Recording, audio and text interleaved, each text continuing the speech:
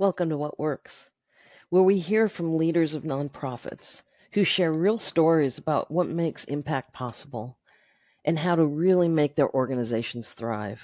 I'm your host, Marla Moody, and today we're going to explore how much fun it is to use horses in therapy to really stretch the imagination of how healing can work. My guest is Paula. She's the executive director of Little Bit Therapeutic Writing Center. She's a visionary, a creative, mission-driven leader with decades of nonprofit experience. She's given her time and wisdom to various board of directors and strategy planning, fundraising, campaign management, not to mention communication. She has a host of experience and a host of energy. Paula really does it all, and we're looking forward to hearing from you today, Paula. Paula, tell us what works.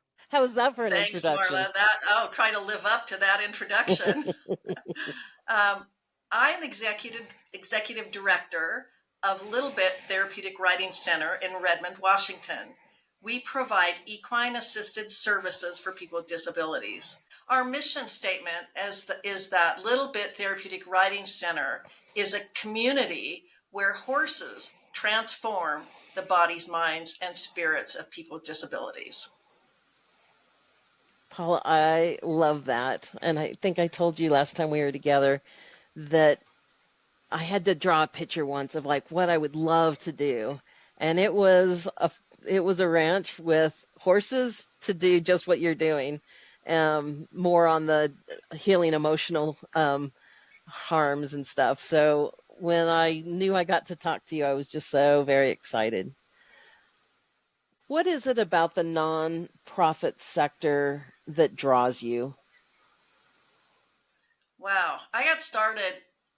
It's been almost 40 years ago since I got started with nonprofits. Even then, even before that, when I was in high school, I was the state president of the Future Business Leaders of America, and that was sort of my first experience. And I do like running things, so that helps. um, but what I found with my nonprofit experience is that it engages so many different areas of my skills, my interests, and my talents. So that's why I've stayed throughout my career involved with nonprofits, and then the last 20 plus years running nonprofits. That's either the regional director or the executive director of 4 different organizations. What have you seen change over time with all that experience that you've had? Well, a lot has changed in our society in those years. I remember, so one of my first nonprofit volunteer gigs was I was the first woman chair of the board of the National Wildlife Federation in its 63-year history. People shake their heads when they think about that as even a possibility in this day and age. And so there were glass ceilings back then, and those have been shattered in many, many significant ways. So that's a big one. The other thing that I've seen is that there are more educational tracks that are available to people who are interested in nonprofit work. So the level of professionalism that we're seeing in upcoming leaders has really grown and changed in the past 15 years or so. Many people that didn't have those options certainly weren't available to me when I started my nonprofit work. My background is I have a business degree and I have a master's in education. So those were also, what I learned through those experiences were very helpful in what I'm doing now. But now we see people who are interested in working in nonprofits and having that educational track that better informs them and better prepares them to be the leaders now and for the future. My passion is leadership development. So, knowing that that has changed and even that you see it, the intentionality of knowing that developing leaders make not only better outcomes, but better team. So one other thing that I've noticed is that running nonprofits is now seen more as a profession instead of something that somebody just decides to do because they have the goodness of their heart. So you'll see a change and growth in salaries and benefits for nonprofit leaders that just were not as prevalent back in the days. So even small nonprofits are paying better wages and have better benefits, and there's more professionalism associated with the nonprofit management that didn't happen in the past as much. I mean, there were clearly that happened in the large nonprofits, large national nonprofits, and others, but I've seen that growth happening for smaller nonprofits in the past number of years. That's really insightful. When I was an operations leader overseas, especially in Central Asia and North Africa, we realized our staff in countries uh, didn't have any retirement plan, didn't have any medical.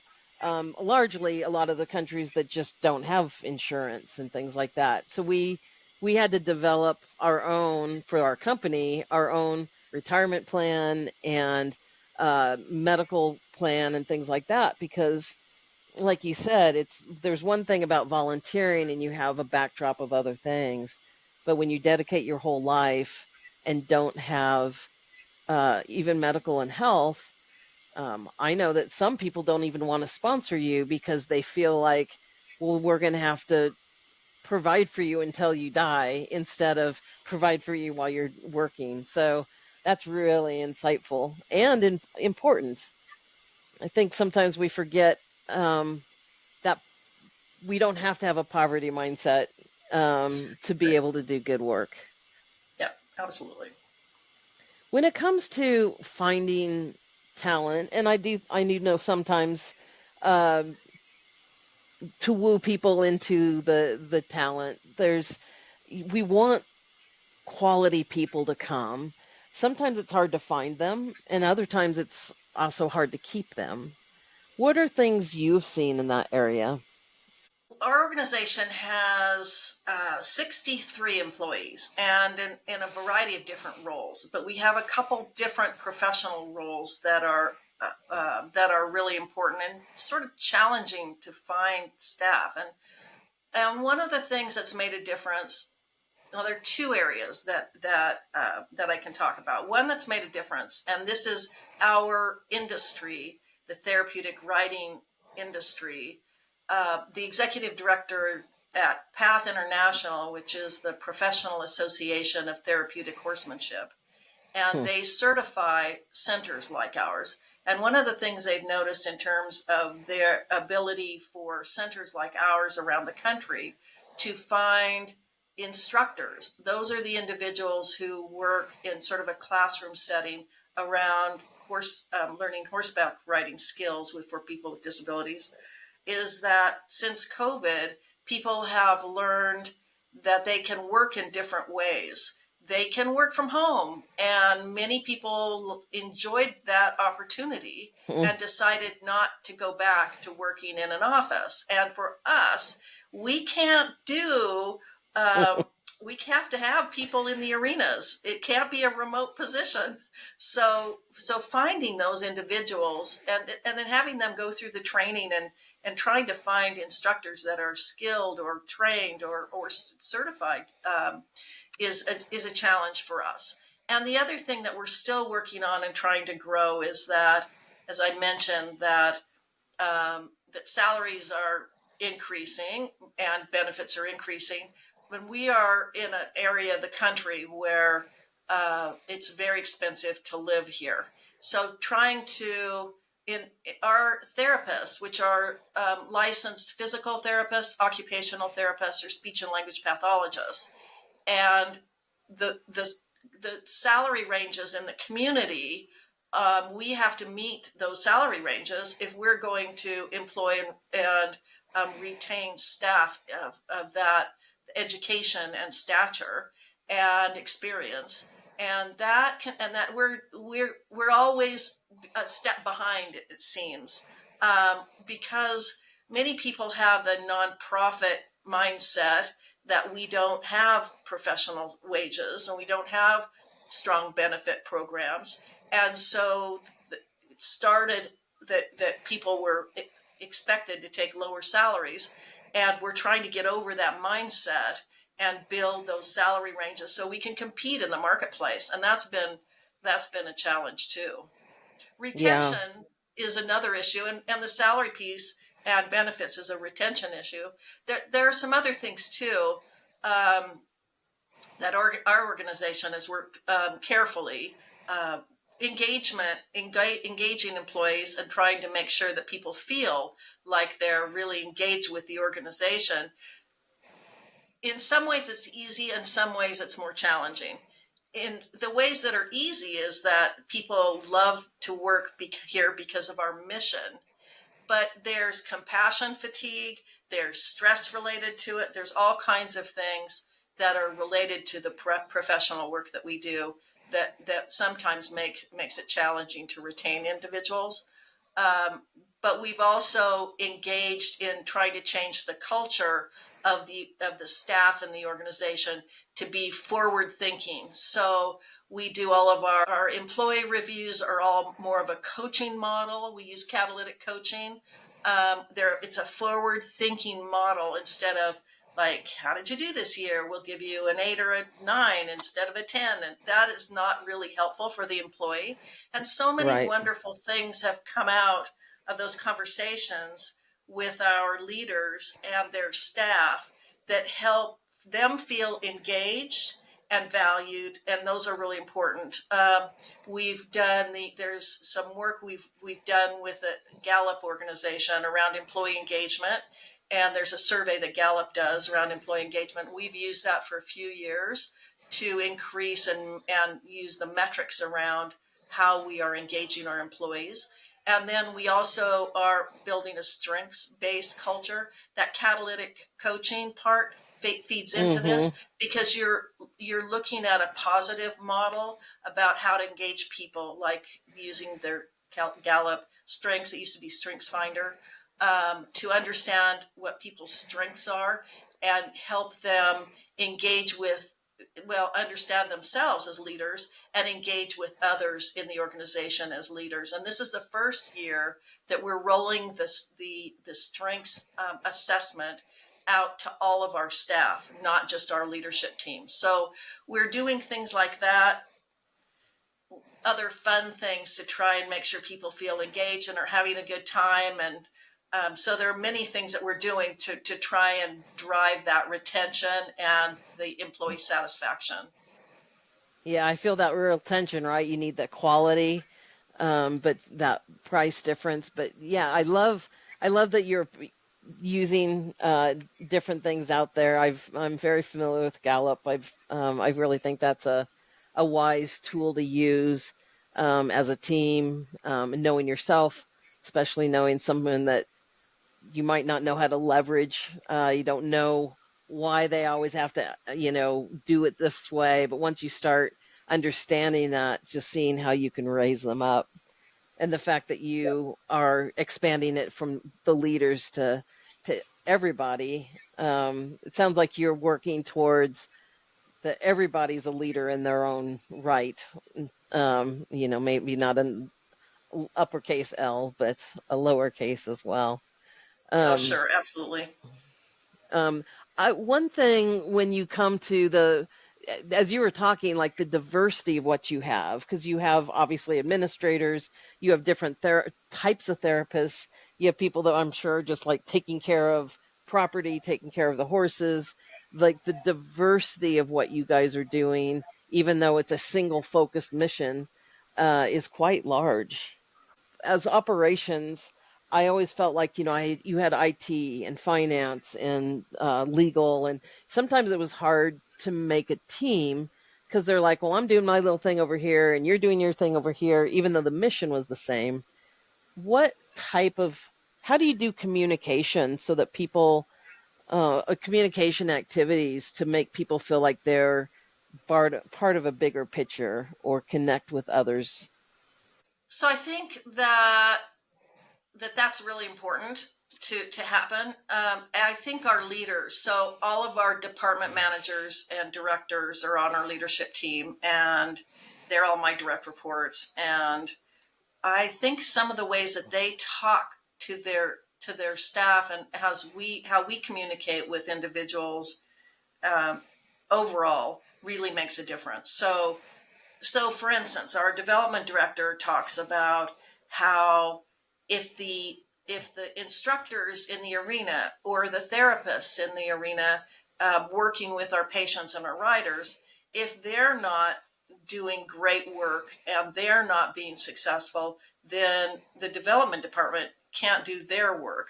And our accounting manager is critical to all the work that we do because she keeps everybody on the straight and narrow. So and keeps everything moving in that direction. So that helps us be really successful.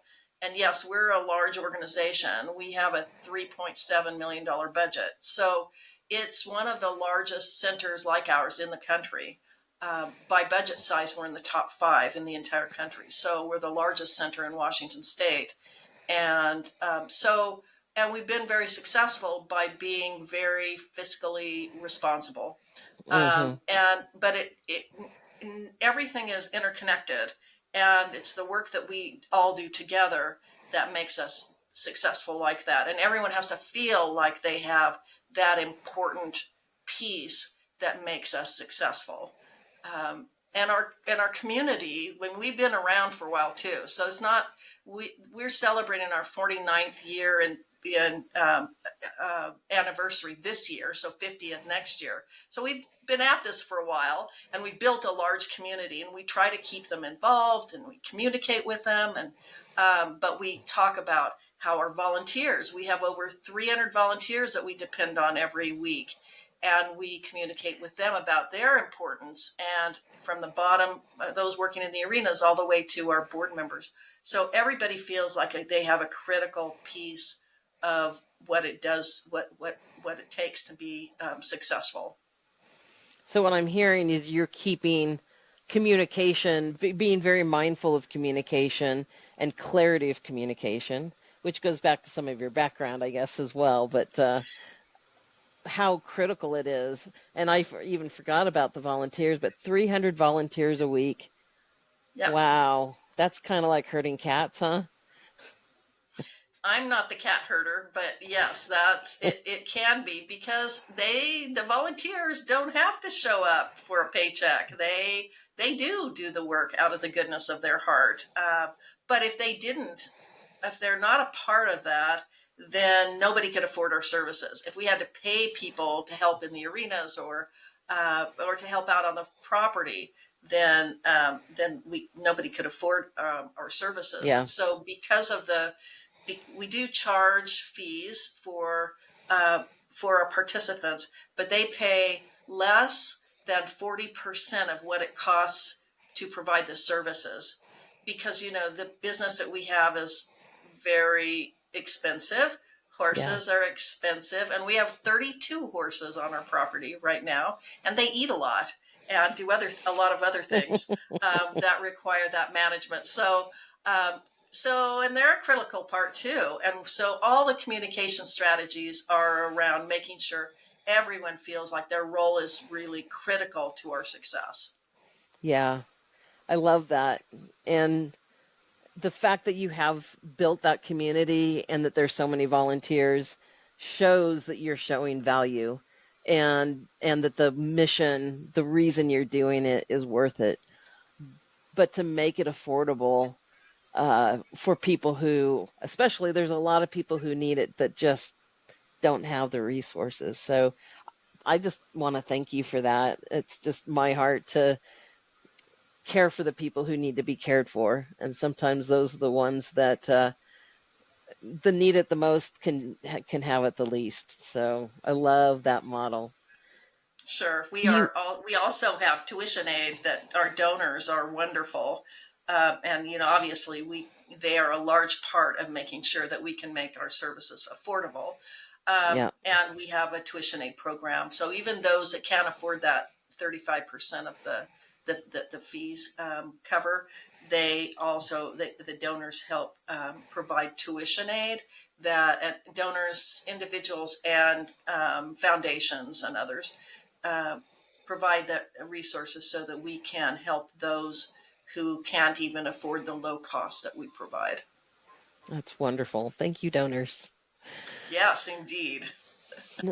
Before you were talking, about retention, but the fatigue, the care fatigue, it's true in nonprofits that burnout is can be a real thing, right? The mission is so important. There's usually not these 9 to 5 rules. It our personal gets blended with our professional, and it's kind of the the animal that we live in with that nonprofit work.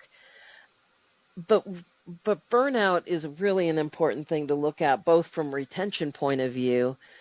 So I'd love to know from you, especially with your vast experience on boards and leading different things, is how do you recognize burnout and maybe even catch it before it happens, both for you and your team, I'd say. Um, That's a really great question, and the burnout is real. The compassion fatigue is real because we see some challenging things. Individuals have such positive attitudes, but so many challenging conditions for for individuals. And our participants range in age from 2 in therapy up to 90, or 5 Wow. in adaptive riding up to, we don't age out. So caregivers are another part of that, and so we try to provide support for them. Um, One of the things that's really important to me as the executive director is I try to recognize it with my staff, and I encourage my staff, and and hope they encourage their staff members to take care of themselves and to balance their work, provide this really good work life balance. And it's different for everybody. Our director of volunteer engagement has recently been on maternity leave, and she's been able to she comes to work with her baby on her front pack, and does amazing work, but she doesn't have to make the decision about coming to work or leaving her child. She can do both and be effective, and maybe more effective. She's not worrying about what's happening out there.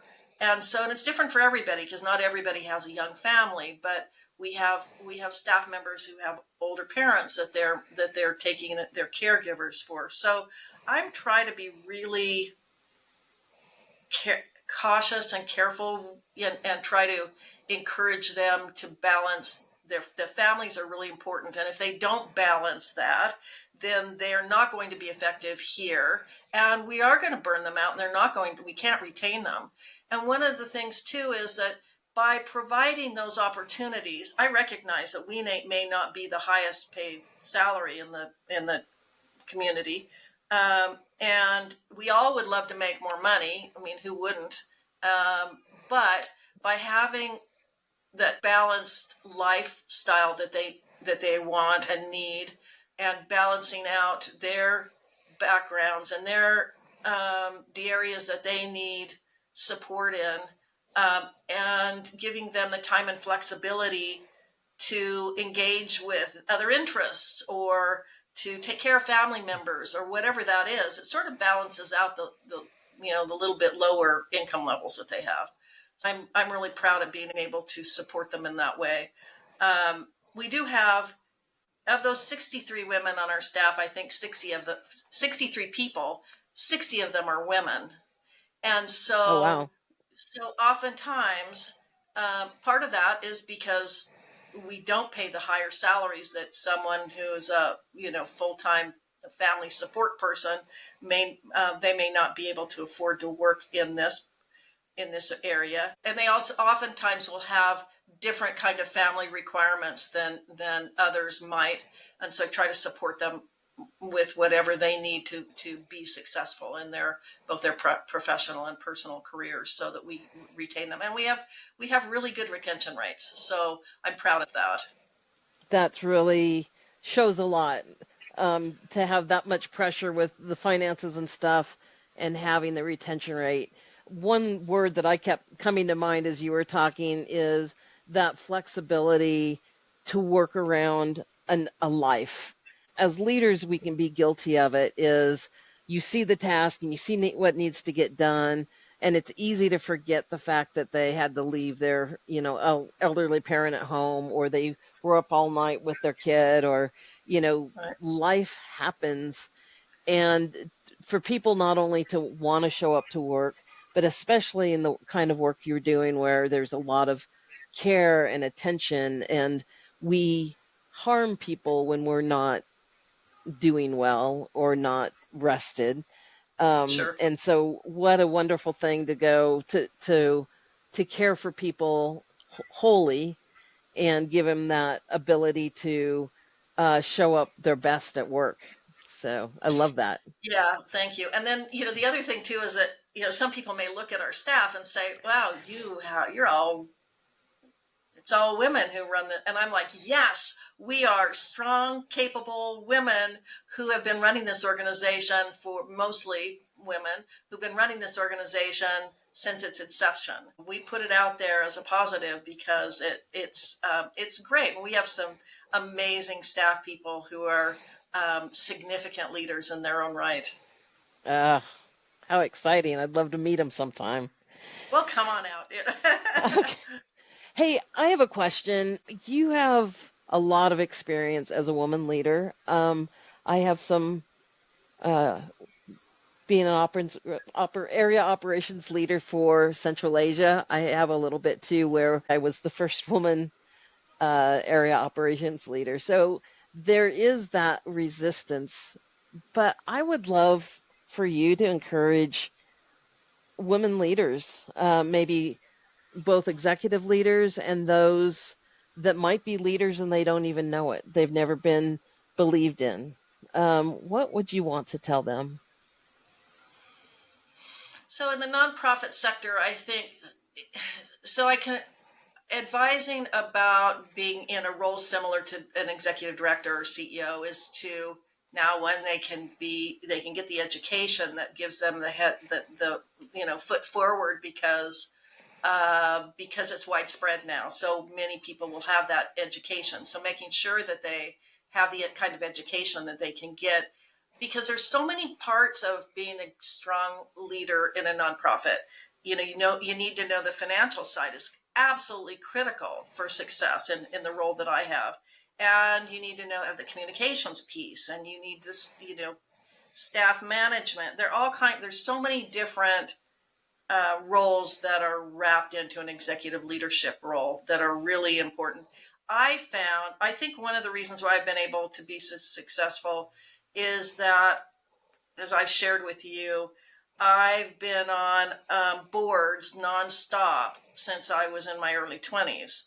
I'm not going to tell you how many years that's been, but since my early 20s, and many different types of nonprofits, social service nonprofits, religious boards, basically leadership roles with communities, parish, environmental nonprofits, arts nonprofits, and every single one has built as into my skills. My kind of backpack of skills that I've developed through the years, and I use those skills all the time, and those experiences. And so I met with someone yesterday who was really interested in being executive director someday, and I suggested, first of all, having experience with a variety of different organizations, you get to learn how other organizations operate. So you're not just narrowly focused on what you know. You have a broader view, and having different roles that you can gain by being on a nonprofit board. There's a lot of need out there for talented board members, and you can learn a lot by learning how to read financials, learning how to work with people. There's so many skills you can develop by serving on a board. So I think that's the advice I would give someone is to have the education, have the variety of roles, and not be afraid to step into to step up for a role that you may not feel qualified for. And here's the example was a lot of my salaried positions with nonprofits. I was in the kind of the environmental sector, and a lot of nonprofits will hire only within their sector, and little bit is not in the environmental sector. And I thought, well, they probably won't hire me because I'm not in the social services sector. I did have horse experience in my background. I had no experience in working with people with disabilities. But I thought, if I don't throw my hat in the ring, then of course they're not going to hire me. They won't even know about me. So I threw my hat in the ring and went through a rather grueling interview process. But by the time the last interview, I walked out of here in tears, I have to admit, because I wanted this job so much. Because it's just, we have miracles that happen here. Um, and that's one of the really cool things about being a nonprofit. And this one in particular, because we see changes happening every day.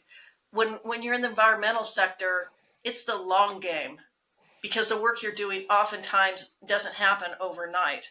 But here, we see people making improvements every single day here, and that's really heartwarming for me.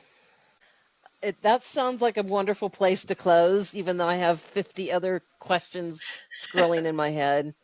But you see changes every day. You're making people's lives better.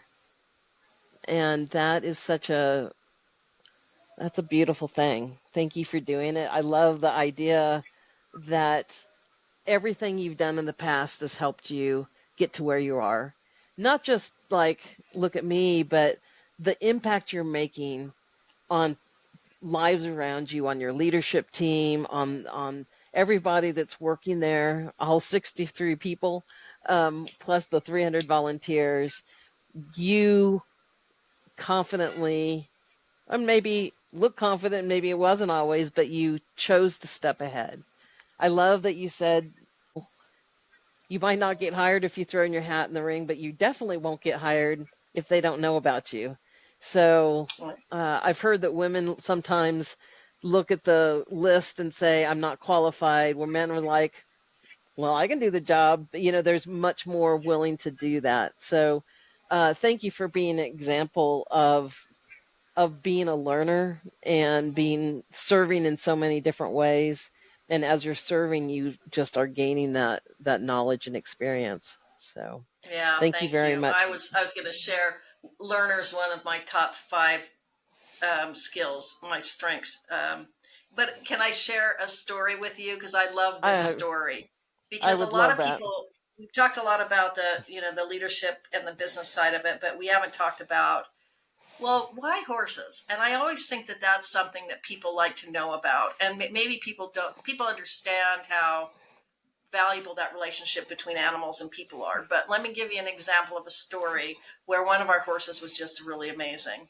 So we have a horse named Lou, and I always thought Lou looked like the corgi of the horse world because his legs look like they're too short to be that he just was put together wrong.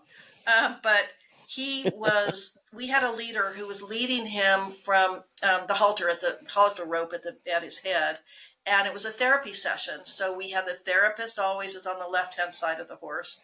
There's a sidewalker responsible for the safety of the individual on the right hand side, and then there's another header who it's called a header position who opens gates and hands toys and that sort of thing. So they were walking out on. We have a big loop around the paddock, around our paddocks, where the horses go outdoors. And on this particular day, everyone likes to ride outdoors. So we have arenas when when we have inclement weather, but everyone likes to ride outdoors. So this particular day, Lou reached out and kind of grabbed at the shirt of the person who was leading him, and she's like, well, that's kind of weird. And then Lou reached out again and grabbed the shirt and held on and planted his feet. And at that same time, just as that was happening, the patient on Lou's back started to have a seizure. Mm, And wow. so he knew that that was about to happen. And he was telling them, whoa, everybody, you need to hold on while this young person is suffering from the seizure. And so they were able to attend to the patient without, and that person had seizure disorder. So we knew about that was part of their makeup. But he was telling us, we need to stop and you take care of the patient. So they're so sensitive. We've had horses that are that's so good at the job that they do, and they're so sensitive to what's going on with their riders and patients. They're really, really top notch horses that are good at therapy will do that. It's really incredible. The intuitiveness of a horse and the power and yet meekness of a horse. Yeah. It's really cool. Yeah. Thank you for that story. And that's such a good visual. And, being outside and having a horse and having that attention and even but the order of it too, right? There's that organic movement and but there's always the therapist on one side and the different roles and how everybody's working together to really care for that patient. So wonderful. Thank you for including that story. Oh, my is pleasure. is there anything you want to tell people about, like, how do they could get involved, or if they want to be both financially or volunteer, or maybe they want to start it themselves? What do you want to leave people with? Well, I'm always happy to answer any questions anybody has. And if you would like to email me, my email is paulad@littlebit.org.